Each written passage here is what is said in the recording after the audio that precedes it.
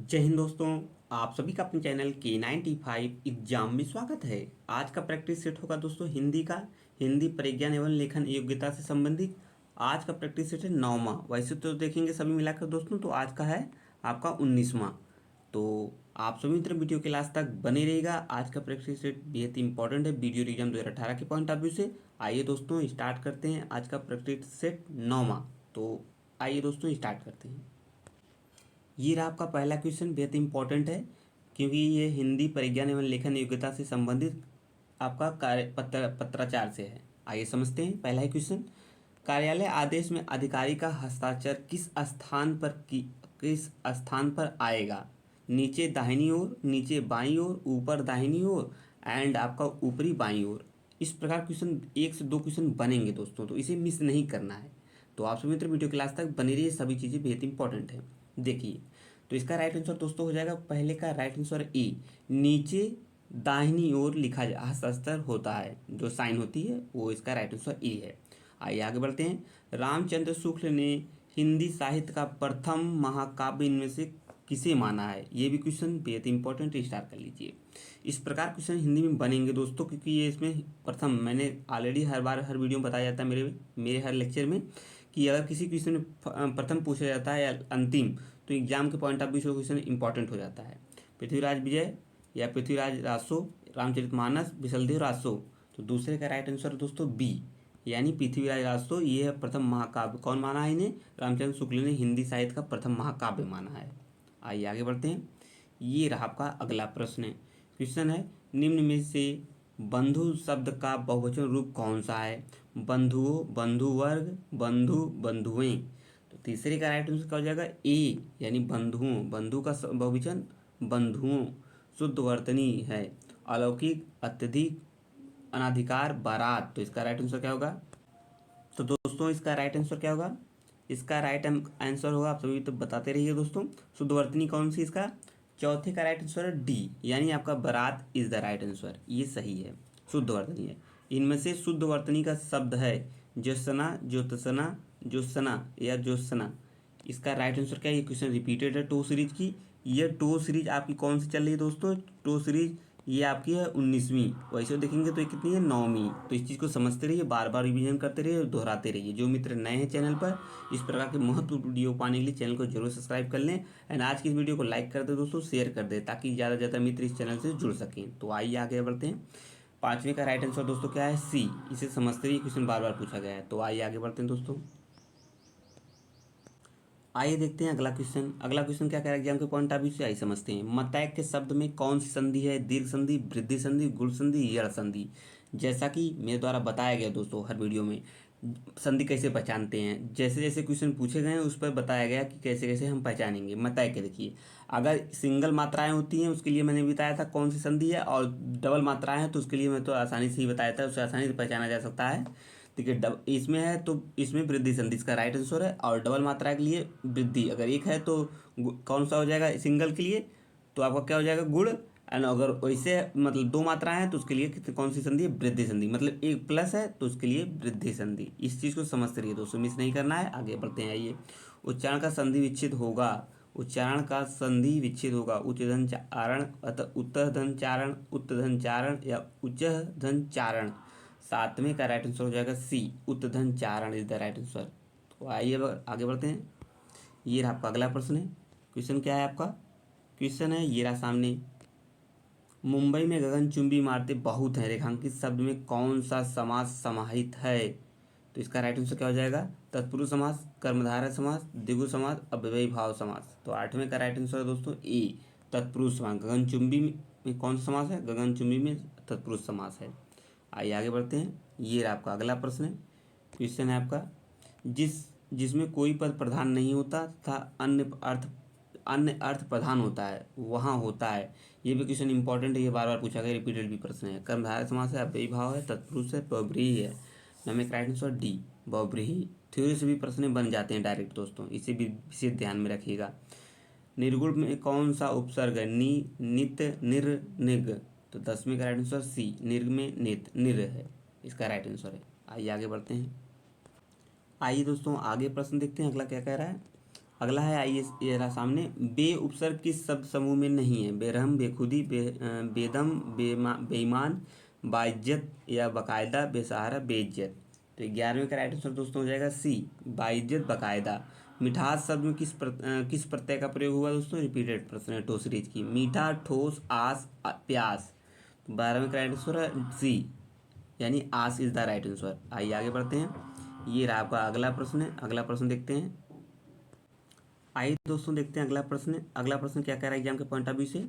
निम्नलिखित में से कौन सा शब्द तत्सम नहीं है? कपाट, कीटक, कूची, कुंभकार। और हर वीडियो मेरे द्वारा बताए गए तत्सम तत्वों को कैसे पहचाने जाते हैं। तो पुरानी वाली वीडियो जितनी है सभी देखिए दोस्तों। वीडियो एग्जाम के लिए बेहद इंपॉर्टेंट होगा। प्रैक्टिस सेट ज़्यादा से ज़्यादा सॉल्व करते रहिए, जिससे क्या होगा कि आपकी चीज़ें टच में बनी रहेंगी, तो चीज़ें रिकॉल होती रहेंगी। तो इस चीज़ को समझते रहिए, रिविजन करते रहिए। तो 13वें का राइट आंसर दोस्तों हो जाएगा सी, कूची। कौन सा है? तत्सम नहीं है। निम्नलिखित में तद्भव कौन सा है? अग्नि, पुष्प, शलाका, 14। तो 14 का राइट आंसर आपका 14 का राइट आंसर है डी, यानी 14 ये क्या है? तद्भव शब्द है। बाकी कभी है, बाकी सभी तत्सम हैं। ये रहा आपका अगला प्रश्न है। अगला प्रश्न क्या कह रहा है एग्जाम के पॉइंट ऑफ व्यू से? धरती शब्द का तत्सम होगा धरणी, धात्री, धरती, धरा।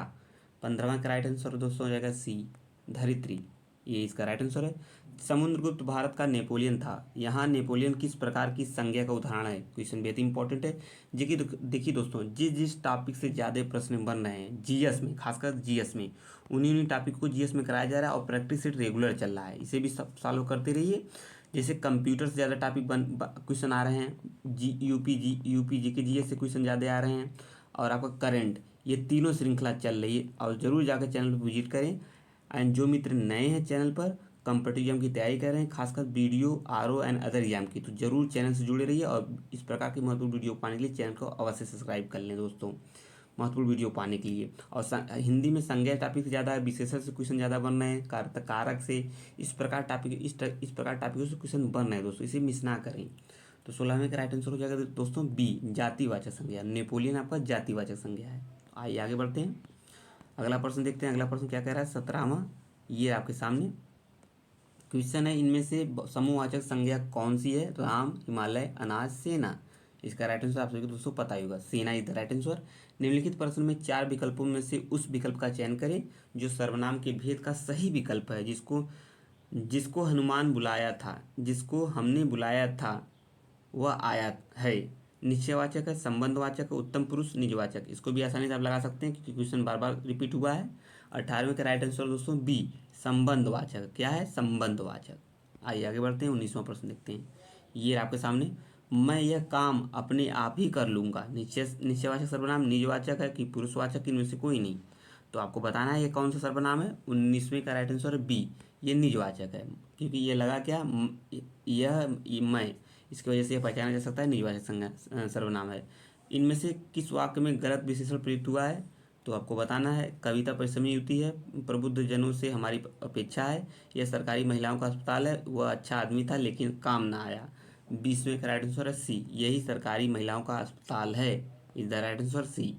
आइए आगे बढ़ते हैं दोस्तों, अगला प्रश्न देखते हैं। आइए दोस्तों देखते हैं अगला प्रश्न है। अगला प्रश्न क्या कह रहा है? उसने नहाकर भोजन किया। इस वाक्य में नहाकर निम्नलिखित में से किस क्रिया का उदाहरण है? संयुक्त क्रिया, प्रश्नार्थक क्रिया, द्विकर्मक क्रिया, पूर्वकालिक क्रिया। 21 का राइट आंसर दोस्तों हो जाएगा डी, पूर्वकालिक क्रिया। नहाकर खाना खाया पूर्वकालिक है। परिणामवाचक क्रिया विशेष अव्यय है, इसे भी आसानी से पहचान सकते हैं, बार बार बताया गया है और रिपीटेड भी प्रश्न है। सर्वदा, सर्वत्र, इतना, गलत। तो 22 का राइट आंसर है सी, इतना। क्या है? ये अपव्यय, क्रिया विशेषण अपव्यय, कितना, परिणामवाचक है। आइए आगे बढ़ते हैं, 23वां प्रश्न देखते हैं एग्जाम के पॉइंट ऑफ व्यू से क्या कहता है। ये आपके सामने क्वेश्चन है आपका, जिन अवयवों का संबंध वाक्य से नहीं वक्ता के हर्ष, शोक आदि भावों से होता है वे डाट डाट होते हैं। विस्मयादि बोधक, संबंध सूचक अव्यय, क्रिया विशेषण, समुच्चय बोधक अपव्यय। तो 23 का राइट आंसर है ए, विस्मयादि बोधक अपव्यय। कौन सा शब्द इच्छा का पर्यायवाची नहीं है? इहा, स्पृहा, वासना, वित्रहा। 24 का राइट आंसर है डी, वित्रहा। आइए आगे बढ़ते हैं, ये आपका 25वां क्वेश्चन क्या है? पुष्प का पर्यायवाची शब्द सभी को पता होगा, सरसिज, पारिजात, अमृतत्व या कुसुम। 25 का राइट आंसर है डी, कुसुम। कर्कश का विलोम नीचे दिए गए विकल्पों में चुनिए। 4 ऑप्शन इसमें बताना है कर्कश का विलोम कौन है। कठोर, विवेकी, मधुर, विनम्र। इसका राइट आंसर है सी, कठोर, कर्कश मतलब सी, यानी मधुर। मूर्त शब्द का विलोम है अमूर्त, प्रतिमूर्त, सम्मूर्त, अदृष्ट। 27 का राइट आंसर है ए, मूर्त का अमूर्त हो जाएगा दोस्तों। आइए आगे बढ़ते हैं। क्वेश्चन क्या है अगला, ये रहा आपका अगला क्वेश्चन है। क्वेश्चन है आज 10वीं की परीक्षा का डॉट डॉट आएगा, परिणाम आएगा। परिणाम इसमें से राइट आंसर आपको बताना है दोस्तों। 28 का राइट आंसर हो जाएगा ए। क्या आएगा, परिणाम आएगा, परिणाम यहाँ भरा जाएगा दोस्तों। डाट खाली स्थान है, पी कर कोयल, कोयल अपने, पी कर कोयल अपने खाली स्थान में जाकर बैठ गई। क्या क्या भरा जाएगा इसमें दोनों में, 29 का राइट आंसर सी। 29 का राइट आंसर सी। एक में नीर भरा जाएगा, एक में नीड़ भरा जाएगा। ये दोनों इंपॉर्टेंट एग्जाम के पॉइंट ऑफ व्यू से। ये रहा आपका अगला प्रश्न है। क्वेश्चन है आपका पर्वत की तलहटी वाक्यांश के लिए एक शब्द है। ये भी क्वेश्चन रिपीटेड है, इसे समझते रहिए। टोसरीज की घाटी, उपत्यका, द्रोण, बेसिन। तो 30 का राइट आंसर हो जाएगा बी, उपत्यका भरा जाए, उपत्यका होगा। पर्वत की तलहटी उपत्यका। तो आइए आगे बढ़ते हैं। जो अपने पद से हटाया गया हो के लिए एक उपयुक्त शब्द होगा, कौन सा होगा भैया। 31 का राइट आंसर है डी, पदच्युत होगा। आइए आगे बढ़ते हैं। ये 32वां प्रश्न देखते हैं। क्वेश्चन क्या है, का बरखा जब कृषि सुखाने तब कहा जाता है जब कोई समय पर काम नहीं हो, समय का व्यर्थ गंवा दिया जाता हो, समय का लाभ न उठाता हो, समय का पालन करता हो। हाँ, तो 32 का राइट आंसर हो जाएगा दोस्तों ए, समय पर काम नहीं हुआ, नहीं हो, तो इसका राइट आंसर ए। आइए दोस्तों देखते हैं अगला प्रश्न है। अगला प्रश्न क्या कह रहा है, ये रहा आपके सामने। क्वेश्चन है विपत्ति मोल लेना दिए गए मुहावरों को लोकोक्तियों का सही अर्थ छाटिए। 33 का राइट आंसर दोस्तों हो जाएगा क्या, आपका बी, जानबूझकर संकट में पड़ना। ये इसका राइट आंसर है। 34वां प्रश्न देखते हैं, ये रहा आपके सामने। हाथ कंगन आरसी क्या है, इस लोकोक्ति का अर्थ क्या होगा दोस्तों। 34 का राइट आंसर हो जाएगा सी, प्रत्यक्ष के लिए प्रमाण की क्या आवश्यकता है, इसका राइट आंसर है। मुझे बताओ कि तुम्हारा जन्म कब और कहाँ हुआ था। वाक्य का भेद बताइए। सरल वाक्य है, आश्रित वाक्य है, संयुक्त वाक्य है, मिश्र वाक्य। देखिए इससे भी एक से दो क्वेश्चन बनेंगे, जो एक ही सरल वाक्य, मिश्रित वाक्य, संयुक्त वाक्य से, इससे दो क्वेश्चन अवश्य देखने को मिलेगा एग्जाम में। तो 35 का राइट आंसर है डी, मिश्र वाक्य है। बताओ तुम्हारा जन्म कहाँ हुआ है, इसे कौन सा है, मिश्र वाक्य। आइए 36 का राइट आंसर देखते हैं, ये रहा आपके सामने। उसने अपने अपने को निर्दोष घोषित किया। इस सरल वाक्य में, इस सरल वाक्य के मिश्र वाक्य का निम्नलिखित में से कौन सा होगा। देखिए अभी मैंने बताया दो क्वेश्चन आएगा, देखिए आपके सामने है। 36 का राइट आंसर दोस्तों हो जाएगा ए, उसने कहा कि मैं निर्दोष हूँ, इसका राइट आंसर है। आइए आगे बढ़ते हैं दोस्तों। 37 देखते हैं, ये रहा 37। डाट डाट डाट शुद्ध वाक्य छाटिए। इसमें 4 ऑप्शन दिए गए, इसको आपको छाटना है, इसमें कौन सा राइट आंसर होगा। तो सी द राइट आंसर। उस वन में प्रातः काल का दृश्य बहुत ही सुहावना था। ये भी प्रश्न रिपीटेड है। आइए आगे बढ़ते हैं। ये रहा आपका अगला प्रश्न है। देखिए आपको सभी मित्र, लगभग ये आपकी आज की 19वीं टो सीरीज है प्रैक्टिस सेट में, हिंदी का, हिंदी परिज्ञान एवं लेखन योग्यता से संबंधित। तो सभी प्रैक्टिस सेट को आप मित्र एक एक कर दोहराते रहिए, लगाते रहिए। क्या होगा कि आपका एक अच्छे से पकड़ हो जाएगी प्रैक्टिस सेट पर, और सभी चीज़ें आपको रिकॉल होती चली जाएंगी बराबर, और रिवीजन होता भी रहेगा, और बार बार प्रैक्टिस सेट करते रहेंगे तो आपका कॉन्फिडेंस भी ऊंचा होता चला जाएगा। इस चीज़ को समझते रहिए और वीडियो के लास्ट तक बने रहिएगा, सभी चीज़ों को समझते रहिए। आज का इस प्रैक्टिस सेट कैसा रहा जरूर वीडियो को लाइक कर दें, एंड कमेंट जरूर करा करिए दोस्तों, क्योंकि कमेंट करेंगे तभी चीज़ें आसानी से क्लियर होती रहेंगी। क्योंकि आपका कमेंट करेंगे, क्वेरी होगी, पूछेंगे क्या गलत है क्या सही, उसे भी बताते रहेंगे, तो चीज़ें समझ में आसानी से सभी चीज़ें बखूबी ढंग से मेंटेन रहेंगी। तो इस चीज़ को समझते रहिए दोस्तों। किस वाच्य में क्रियाएं सदैव एकवचन, पुल्लिंग तथा अन्य पुरुष में होती हैं। कर्मवाच्य, कर्म कर्तवाच्य या भाववाच्य, सभी में। तो 38 का राइट आंसर दोस्तों जगह सी, भाववाच्य में। आइए आगे बढ़ते हैं दोस्तों। आप सभी मित्र वीडियो के लास्ट तक बने रहिएगा, और बीच में वीडियो को स्किप ना करें दोस्तों। बीच में वीडियो को स्किप करेंगे तो चीज़ें समझ में नहीं आएंगी। लगातार चीज़ों को समझते रहिए और देखते रहिए। टोटल 50 क्वेश्चन आने हैं हिंदी के, कितने, 50 क्वेश्चन। तो आप हिंदी रीजनिंग को विशेष तौर पर समझते रहिए, और जीएस सभी के लिए सेम आएगा दोस्तों।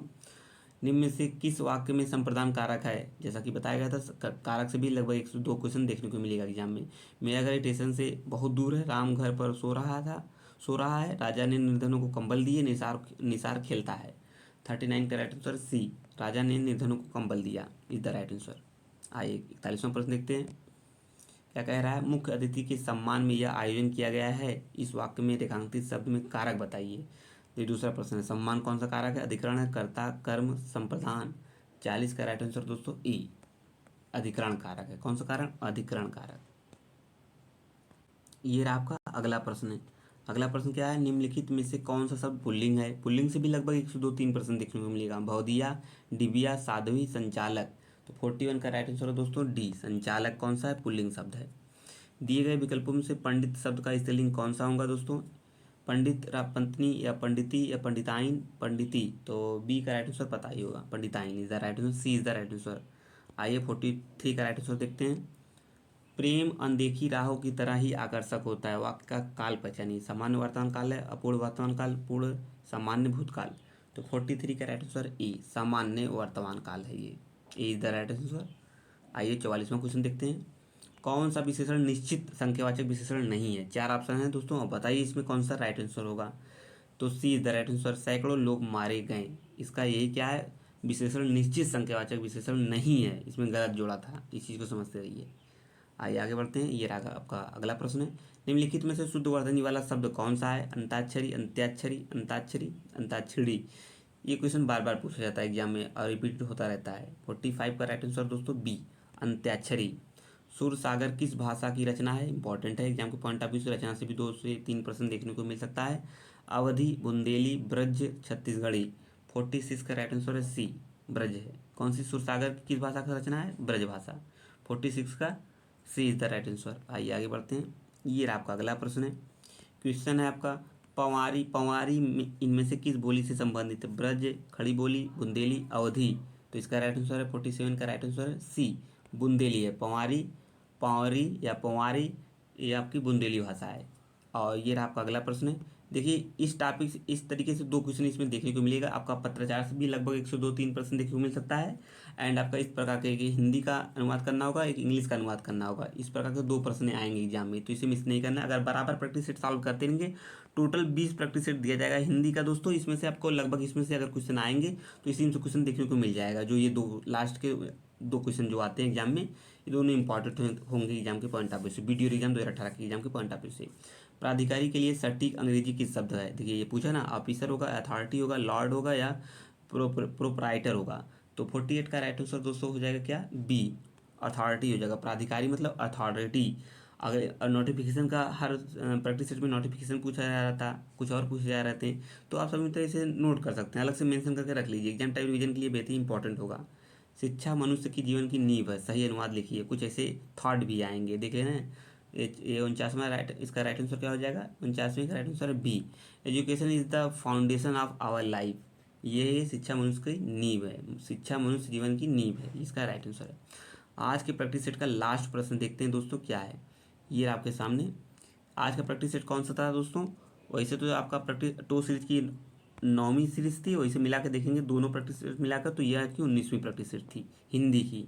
लगभग टोटल 20% प्रैक्टिस सेट देना है, तो इस चीज़ को समझते रहिए, आप बराबर सॉल्व करते रहिए, चीज़ों को समझते रहिए। निम्न में से तीक्ष्ण का विलोम शब्द कौन सा है, बार बार पूछा गया है, कुंठित है, त्यागी है, तृष्णा है या तीव्र है दोस्तों। तो 50वें का राइट आंसर हो जाएगा ए, कुंठित। तीक्ष्ण का विलोम कौन सा है, कुंठित। ये रहा का लास्ट प्रश्न है।